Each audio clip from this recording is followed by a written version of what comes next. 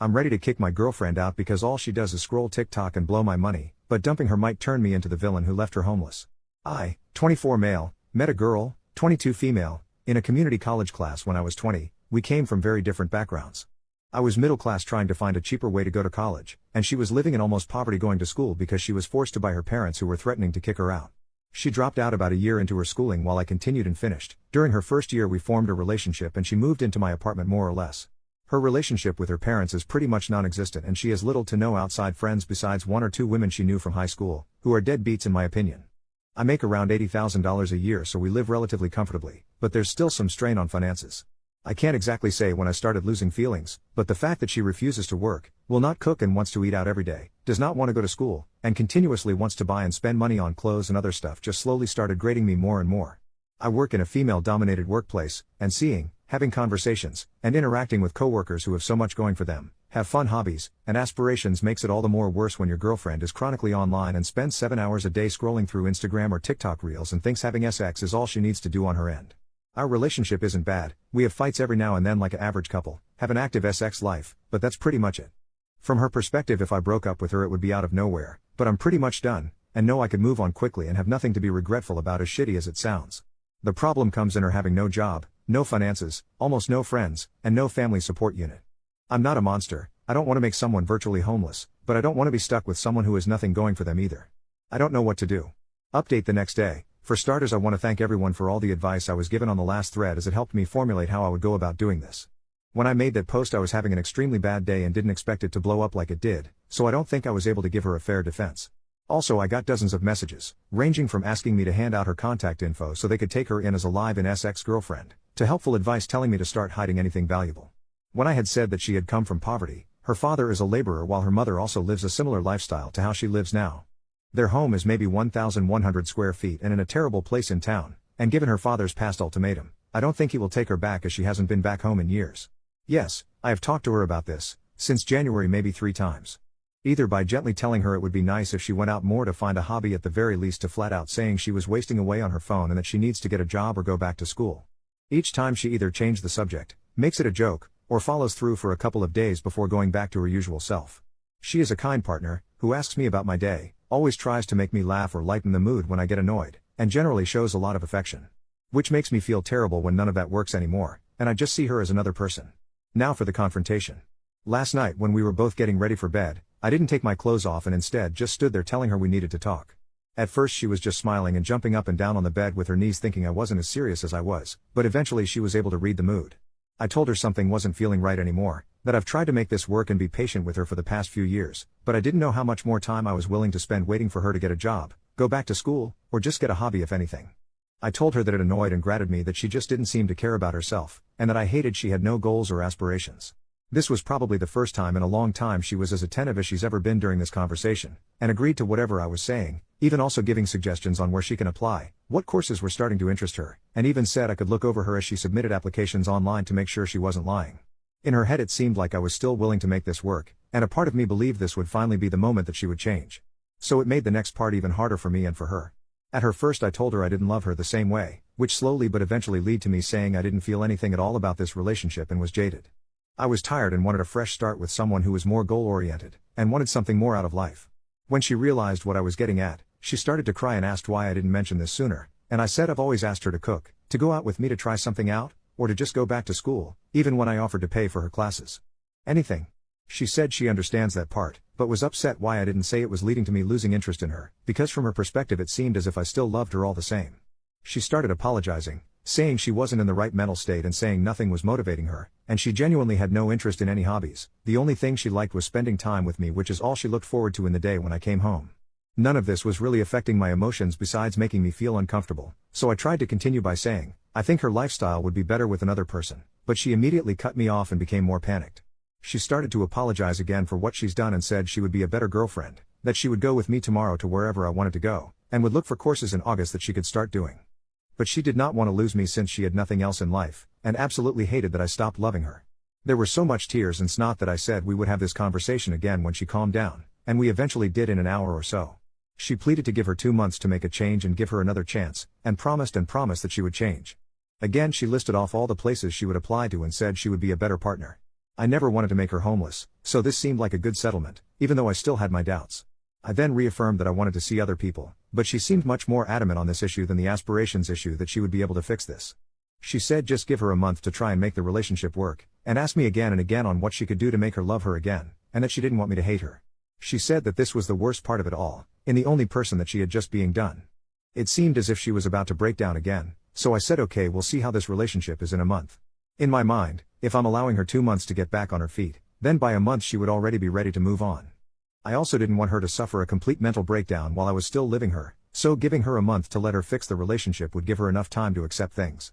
I slept on the couch last night, and will probably continue doing so for a while. She came out at about 3 a.m. wanting to talk some more, but I said I was exhausted and we would do it tomorrow. She then slept on the floor beside me for the rest of the night, apologizing again. When I told her to stop, she silently said okay and sobbed for a bit under her blanket. But that's everything that's happened, so far. This was one of the hardest things I've ever had to do, but I regret nothing and feel much better letting everything out. I don't know how this situation will be in 2 months, but I was firm that it was the deadline. This post will probably get buried, so I probably won't do another update since I don't think anyone will care about this in a week or a month, but I will definitely private message those of you who have been helping me through this on how it turns out, or those who just want to be updated. But yeah, thanks. Edit, for all of you who keep asking what my workplace is, I'm an RN. Second update the next day. I want everyone who has private messaged me to know I read them all, especially those of you who have gone through similar circumstances as me and have shared your stories. I've been doing some self-reflecting and think I know how I want to go about this that will help with my lack of communication skills. I know I'm not a perfect person, but I still stand by my decisions I made that night 100% through and through. I might post an update sooner in a week or so, as the day after our fight am filled with a bit more hope than usual. Don't know how long it will last, but better make use of it. But again, just wanted to post this for everyone sharing your stories with me privately, as I can't message you all, as it's been helping me make decisions on what to do about this all immensely. Third update 1 week after the original post. Hey all, it's been about a week since my last post and thought I'd give an update. I find it easier to write than to speak in many situations, so this has been a great way to help my decisions and clear my head. Writing everything down has helped tremendously, and I will continue to do so until this is all over, and I will nuke everything afterwards. After the night confrontation, we didn't really speak all too much at home, with it being dry and awkward for a day or two, but I have been told I'm a workaholic by nature, so it was easy for me to stay at the hospital as a distraction, but in that time she did start to cook again. We weren't in the mood to go out to eat together. Eventually though, I sat down with her after she asked for a more thorough conversation on why I felt our relationship was failing. She promised not to cry or get upset, but wanted me to be 100% upfront so she had a better way of understanding, stating she wanted to try everything to fix this. I was really apprehensive about this, and I can't really explain why, but given being together for 4 years, I wanted to at least make an effort myself out of respect, even though a large part of me was angry for even doing so, as I feel I've never had the same from her. There have been many different camps in my last update, the main ones being kick her out immediately and leave her before it gets worse, try to find a way to fix our relationship, or end the relationship altogether but continue living with someone who would probably become absolutely neurotic. If I was going to let her stay for 2 months, I would absolutely not be dealing with that. I took consideration in all these main advice discussions and read through almost every reply. Even the most assumptive, bizarre and downright unhinged Redditor takes. More importantly, I took heavy influence of those who have shared with me their past stories, which either led to them being stuck in loveless relationships for years or eventually being able to overcome their problems and have an even stronger connection. Thank you again for your private messages. I read through a lot of your lives. Now for our conversation. She said she saw something on TikTok where couples put a phone on a table with a timer and wanted to do something similar, for each person to air what made them upset. I said that was dumb. If we were going to talk about our problems, it would be better if there was no time limit. She eventually agreed and said I could go first, asking me first when was the time that I completely lost my love in her. As I said before, it was never one action, but a grating feeling that got worse and worse until it got to this point, and I told her that, so she then asked when was the time I felt the most angry. I said it would take some time to think for me, and she said that was fine. After a few minutes something came to mind. I couldn't formulate the right words at first, but it eventually just started to come out. I told her the worst time was when I was first starting at my hospital. To keep it short, the tempo was brutal. It was constant work with little to no downtime, as I was constantly learning new things that school would have never taught me, while being expected to be able to handle it as a professional. It was without a doubt the most stressed I've ever been, and I feel like other RNs can relate here. That year hardened the way I think now. That hard work does pay off, if you have the drive and the passion. I told her I think that was when I started losing feelings the fastest, seeing her at home doing absolutely nothing. Coming home to no food made, to her not working a job, to her not learning anything, completely stuck to the internet with nothing to show for it. I said it made me even more upset when I had given suggestions for jobs with pretty easy schedules, or to find a new interest in school that would pan out better than last time, only to be rejected at my every attempt. I told her flat out that it disgusted me. She asked me why I didn't make this a bigger issue at the time, that I should have communicated this to her, but I said there's some things that shouldn't have to be said. I should /n''t/ have to remind her to wash her ass, eat, do something other than mindlessly scrolling on her phone for hours at a day, every day. I also told her that after coming home from the hospital during more stressful days, the last thing I wanted was to spend my time begging my girlfriend to do something productive, so I held my tongue and settled as she was still nice and caring. I had no other reasons to end it, and so the resentment grew worse from then on. It was around here that I became more mean to my regret now, but I will still input it as I have everything else. I told her that when she dropped nursing, I was upset since I felt that she was more than capable of doing what I had done. But after spending more time in the relationship, and spending more time getting to know her, I knew that with the type of person she was there was no way she could have ever finished. Which is why I suggested easier and more laid-back jobs, less demanding majors for school, shit. Even if she just cooked or found an interesting hobby at that point, I would have appreciated it. Still, she chose to do nothing for years. It's just the type of person she was and why I felt done for her romantically over time. She asked me if I hated her, and I said I didn't know. I told her she was very loving and kind, but I hated how she handled her life to this point. That I felt no ill will towards her after airing everything out, but I also felt nothing else. I just felt done and ready to move on. Throughout this conversation we kept eye contact, and there were times it seems like she would break, but like she said, she remained as calm as she could while I said what I had to say. I told her I was done and she could say her piece now, but she asked if we could continue the conversation later and locked herself in our room for the rest of the day. The next day we sat down again and finished the conversation. She told me that she thinks she's depressed, saying that she didn't feel sad before that night, just had no motivation of doing anything. I had a couple of messages telling me to ask her to get tested for ADHD, but when I started bringing it up she was very adamant that is not something she felt comfortable with. I knew she didn't like needles or going to the hospital in general, but her flat out refusing to get tested for disorders when I told her it was not at all like a regular hospital visit surprised me. She asked me if she was able to change in her behaviors, would I give her another chance? I said I didn't know, as I felt nothing right now and didn't know if her doing it would bring any feeling back. Especially since it took my breaking point to do so. She asked if there was any compromise, and I told her again, if in a month I felt like there was enough reason to stay together I would, but that there was no guarantee that my feelings would return. But I would match any effort she also put out. She was frustrated by my answer, but I said that's how it would be. She gave me a piece of paper to look at that she was working on last night that had a list of hobbies and interests she wanted to look into, the two major ones being photography and cooking again. She told me that she was looking into these while also showing me her phone, giving proof that she was putting in applications on Indeed and Glassdoor for some entry-level positions that she might get hired in. I told her if she was able to show enough passion or interest in these hobbies that she showed, I would not care about her working, just anything to improve herself. But if she didn't do anything at all, then it would be best to look for a new job to help her if she moves out. I've also been asked in private messages if I have any personal friends to talk to. There's 2 female coworkers I confide some information in given how many hours we work together at our hospital, and who I completely trust as in my opinion they are extremely grounded. They both said I would eventually get love bombed and this would all go back to how it once was, and that I needed to stand firm with moving on. They've very helpful friends who have even offered to let me stay over for a few nights, giving the reason that I would fall for her manipulation if I continued being anywhere near her, in their own words. But it didn't feel right since I'm still technically in a relationship, but I said I would consider it if the situation worsened. But again I find them grounded, so I always try to take their advice to heart. Despite numerous messages from you all privately or openly telling me that this will be a mistake, I want to make the attempt to give this one last try. Though I feel heavily closed and guarded and still feel indifferent with our current situation.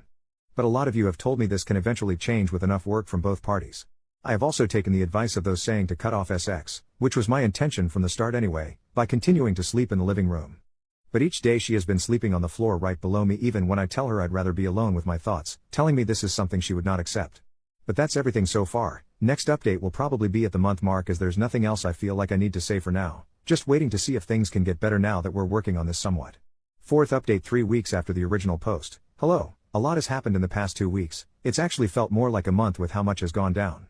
My girlfriend was very proactive last week. It was a manic influx of energy as she tried to get interested in many different things that she thought she could enjoy. I kept my promise in meeting her halfway and tried my best at helping her in whatever way I could. The only real interest that she's been mainly sticking with is photography. I've said before that she has a stockpile of clothes that she's had over the years, and she sold a few of them on Depop in order to get enough money to get a Canon 250D camera that she says is good for starting out. She's looked a lot more into this than me. I strongly assume she stuck with this hobby as it gave her a chance to spend more time with me, as she continued asking me to go out into the city to take pictures and test out her camera. Given that I had promised to match her energy and didn't want to be a hypocrite, I did so even when I came home from longer shifts at the hospital. There was a major change in her behavior, however. While she usually was a very loving and affectionate partner, it had been turned up to its max during the first week. She asked me maybe 8 times a day how I was doing, if I was upset, what I wanted to do for the rest of the day, etc., just trying to gauge my mood. When we went out, her PDA was also maxed. She wanted to kiss, hold hands, and spend the night out as long as possible, even when I said I had to go in early to work the next day. It's hard to describe in words what she was doing. I don't know if it was exactly love bombing, but with the energy she putting out, I was fully expecting a crash to come, and it did during the second week. I'll talk about that in another post. There was only so much I could handle before I needed a break, especially with how I was still feeling after everything that had happened prior. My friends at work are the only other people I have been engaging with, and I've told them everything that has been happening. They warned me again that I was getting love bombed like they predicted, and it would only get worse. They asked me what I would do if I was stuck with her longer than 2 months, and I said my lease would be ending soon, so it was helping ease my mind, as I wouldn't mind moving if this all turned out for the worse, while still giving her enough time of a heads up. They stated their concerns that I was coming to work more tired than usual and it was getting noticeable, but I told them that I felt fine. During the weekend they had insisted that I go out with them to help my mood, stating that too much time in my apartment was not good for my health in my current situation. I declined when first offered, but after being asked again the day of, I agreed, and for most of the day I was with them having a really good time. In fact, it helped to regain my mood considerably. Naturally, my girlfriend was wondering where I had been the entire day, but I told her I had been with friends, and even though she was disappointed we couldn't go out for the day, I promised her we would spend all day tomorrow together. I get continued messages that I should immediately drop my friends and that they are manipulating me and my decisions, and think what you may, I know they are good people who look out for me. They played a large part in me quitting smoking this year, which although has made me more anxious at times, has helped with my health considerably. There's a different type of bond you form with people in our work environment, and I trust my coworkers with my life, for lack of a better term. Anyway, that's most of what happened the first week. Putting everything for the second week would triple this post, and it's hard looking back on it as it happened so recently and I still feel heavily raw. Large part of me posting this update to help, as writing everything out has always been a therapy for me. But yeah, thanks for your messages, and I'll try to reply to those of you I promise to keep updated for more relevant details. Fifth update 2 months after the original post. This is a very long post, just as forewarning. I've been holding back posting this for a while, as whenever I begin to write, I cannot continue without having to stop. But now that over a month have passed, I think now is the best time to reflect. There might be parts in this post that don't make too much sense chronologically, but given that I've been writing and taking breaks over multiple attempts, some past tense might be off as to where I began and left off. When I said the crash of emotions would come, I was right. It was ugly, loud, and could have been easily prevented in parts. When I posted my last update, I was not in the right mental state, so reflecting on the week before and writing helped to calm my nerves. I'm also a bit embarrassed to admit that I started to smoke a bit again, but it also helped tremendously in my mental, which was getting close to crash as of recent, and without the help of my friends I didn't have much else to turn to. This breakdown was something I could not tell them since I didn't want them stepping in. There had been a point where my girlfriend was in a not so well mood during one of our outings to the city. After returning home, she had said I was being dismissive, and if I felt angry or upset with her. Trying to be better with communicating, I said that I was getting uncomfortable with her constant need of affirmation and affection, as it was continually constant. Given that she was still sleeping in the living room at night, I was getting no time alone to myself at all while at home, and after so many outings, I was starting to get physically and emotionally drained. Truthfully, I felt physically tired more than anything, and given what my coworkers and my girlfriend say, it tends to show on my face more worse than it is. My girlfriend seemed to take this heavily, and didn't attempt to talk with me for the remainder of the day, along with the next, but was in a much more brooding mood during the second. Maybe it would have been better to apologize or communicate better during that point, as it might have been the point that a lot of this could have been avoided if I said something, but I instead took the time to nap and spend time alone, which I had rarely the chance to for over a week. Then came the third day. A lot happened over the course of this day, and a lot was said, and this was where the breaking point occurred, which caused further problems throughout the following week. I will try to be as thorough as I can, remembering everything that happened, from the start of the day to the end. When I had woken up, I had left without saying goodbye or speaking to my girlfriend, as I was almost running late. Normally I at least check on her to see what she's doing before I leave. She had been sleeping in our room for the last few days since her mood dropped. My mood was higher than usual during work, as I was rested, had my alone time, and was just genuinely having a nice time at the hospital, which didn't happen too often.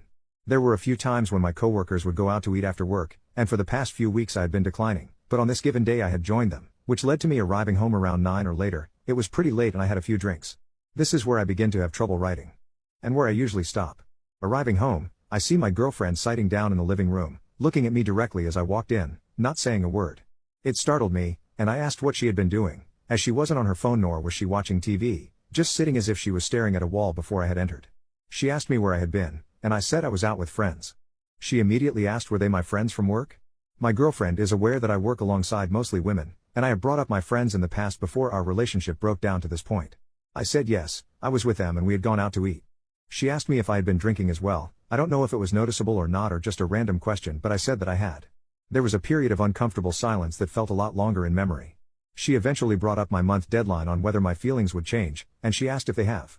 It took me a minute to reply as that question had taken me off guard, and I said I appreciated her efforts in what she was doing, but I was still unsure of our future together and couldn't give her a direct answer.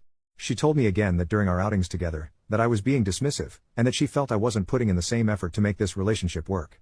I asked what she meant, as I was going out with her whenever she asked and matching her effort in finding hobbies whenever she thought of something she enjoyed. To me it just seemed like something she was just saying out of neediness.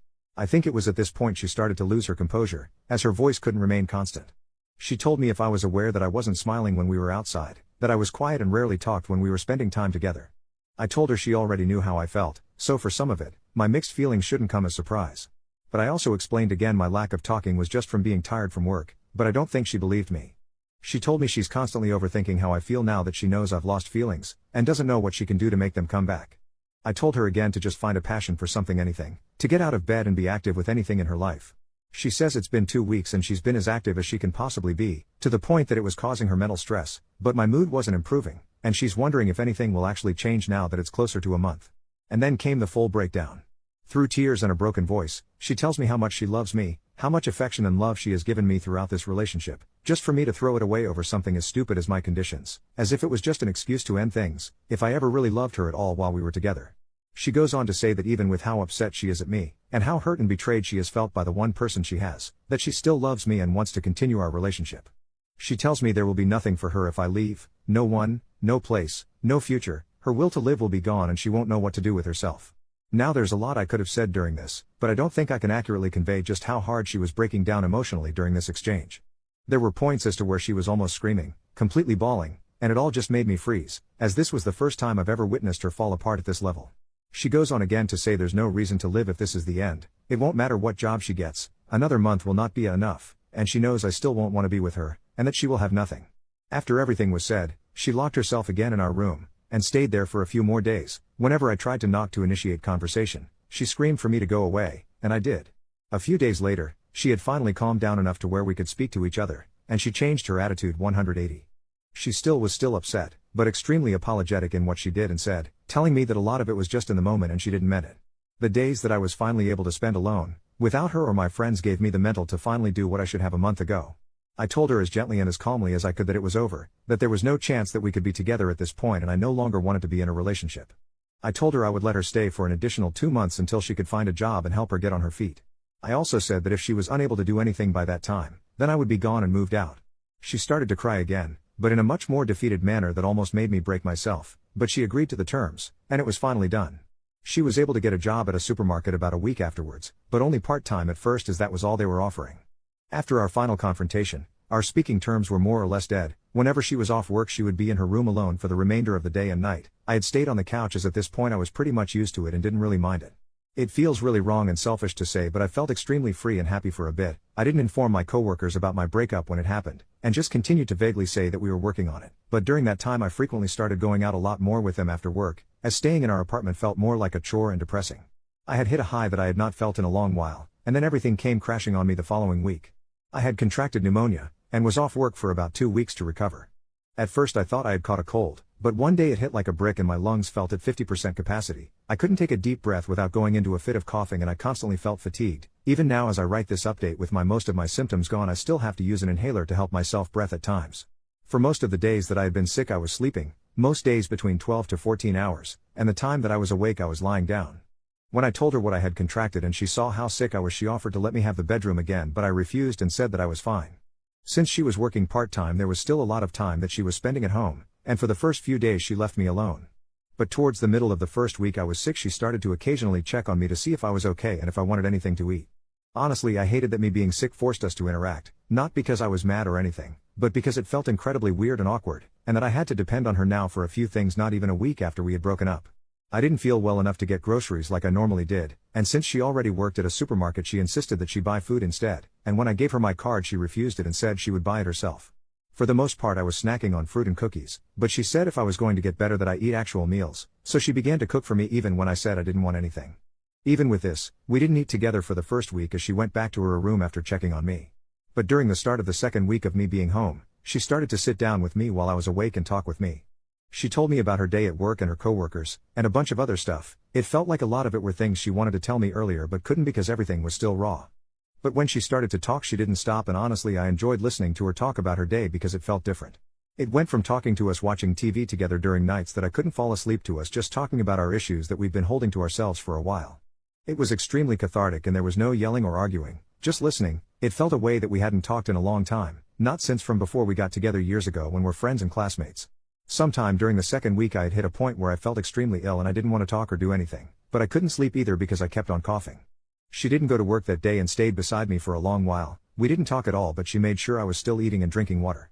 There's a lot that can be said on how those 2 weeks made me feel about my situation with her and everything that had happened, but I can't convey them in words, much less writing, but I'll just say it was a lot of time to think. Since I've recovered, I had been trying to make a bigger effort to talk with her, but at the same time not trying to make it feel forced as it may have felt a month ago. Just random conversations about random things, about how her photos were going, how work was doing, if she liked her boss, just whatever. She spent less time in her room and more time in the living room with me when I had gotten home, just talking about her day and work, customers and coworkers, and in turn I told her about my day.